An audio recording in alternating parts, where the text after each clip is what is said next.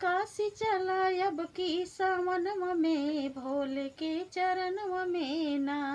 पिया काशी चला अब की सावनवा में भोले के चरणवा में ना। काशी नगरिया अति पावन हुआ रहब पूरा सावन। काशी नगरिया अति पावन, काशी नगरिया अति पावन हुआ रहब पूरा सावन। बाबा भर दई है झोली वरदनवा से भोले के चरणवा में ना। बाबा भर दई है झोली वरदनवा से भोले के चरणवा में ना।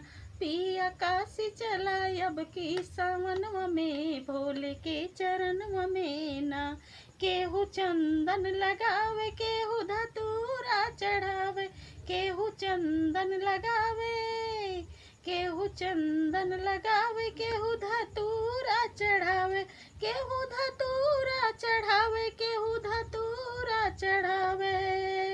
केहू भस्मी रमावेला बदनवा में भोले के चरणवा में ना। पिया काशी चला अब की सावनवा में भोले के चरणवा में ना। पिया काशी चला अब की सावनवा में भोले के चरणवा में ना। बाबा द्वारे भीड़ खूब बेल पाती पूज, बाबा द्वारे बाबा द्वारे भीड़ खूब बेल पाती से सब पूजे। बाबा द्वारे भीड़ खूब, बाबा द्वारे भीड़ खूब बेल पाती से सब पूजे। केहू जलवा चढ़ावेला गगरवा से भोले के चरणवा में ना। केहू जलवा चढ़ावेला गगरवा से भोले के चरणवा में ना। पिया काशी चला अब की सावनवा में भोले के चरणवा में ना।